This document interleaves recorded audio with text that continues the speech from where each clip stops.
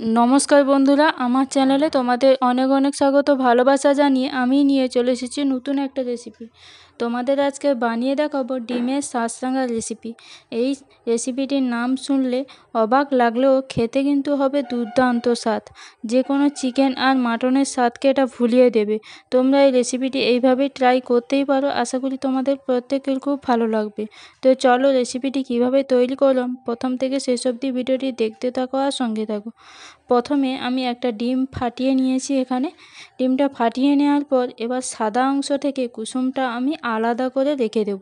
দেখো এইভাবে ফাটিয়ে আমি কুসুমটাকে আলাদা করে তুলে নিচ্ছি। এইভাবে সেম পদ্ধতিতে আমি সব কটা ডিম এইভাবেই তৈরি করে নেব। প্রত্যেক কটা কুসুম এইভাবে আলাদা করে দেব। দেখো সাদা অংশটা আলাদা আর কুসুমটা আলাদা করে নিয়েছি। এবার সাদা অংশটার মধ্যে আমি দিয়ে দেবো পরিমাণ মতো লবণ। লবণটা দিয়ে এইবার হাত দিয়ে ভালোভাবে এটাকে ঝাঁকিয়ে নিতে হবে, যাতে করে লবণটা ভালোভাবে ওই সাদা অংশটার মধ্যে মিশে যায়।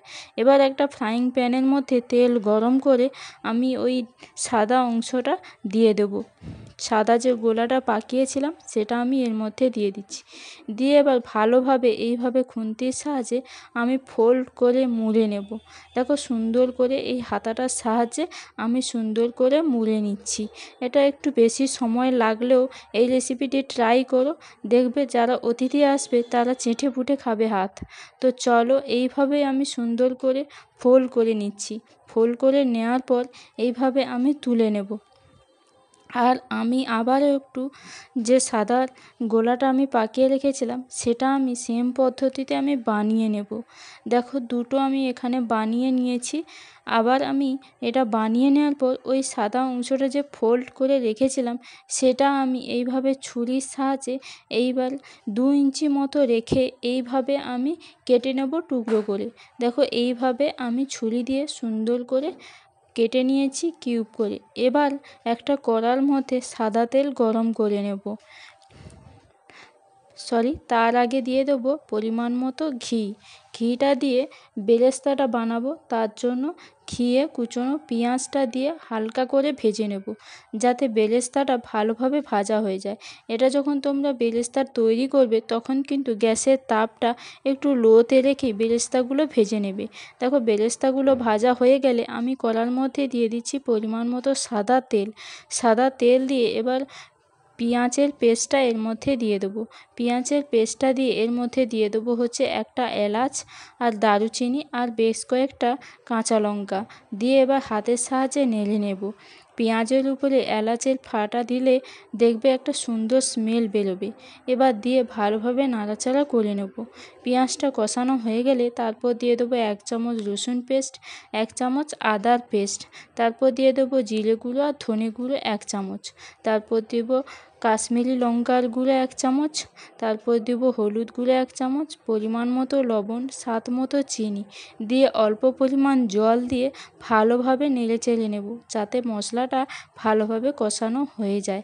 এখান থেকে তেল ছাড়তে শুরু করলে এর মধ্যে দিয়ে দেবো হচ্ছে 1 গ্লাস দুধ। পরিমাণ মতো দুধ দিয়ে এবার পরিমাণ মতো জল দিয়ে আমি এটা ফুটিয়ে নেব। দেখো সুন্দরভাবে ফুটেও গেছে।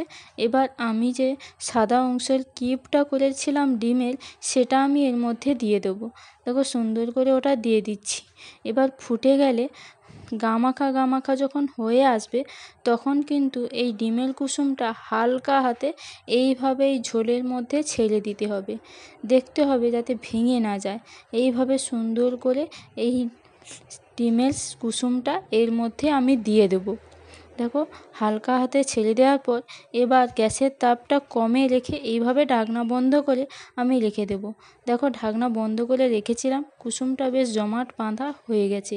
আর একটু গামাখা হয়ে গেলে আমি এটা নামিয়ে নেব। দেখো সুন্দর দেখতেও লাগছে, আশা করি খেতেও খুব দুর্দান্ত লাগবে। এবার দেখো বেরেস্তাটা যে ভেজে রেখেছিলাম সেটা আমি এর মধ্যে ছড়িয়ে দিচ্ছি। তোমরা এই রেসিপিটি ট্রাই করতেই পারো, আশা করি প্রত্যেকের খুব ভালো লাগবে। ভালো লাগলে লাইক, কমেন্ট এবং শেয়ার করে দিও। আর নতুন নতুন ভিডিও পেতে চ্যানেলটিকে অতি অবশ্যই সাবস্ক্রাইব করে রেখো। আর ভালো থেকো, সুস্থ থেকো। আর অতি অবশ্যই আমাকে কমেন্ট করো তোমাদের রেসিপিটি কেমন লাগলো।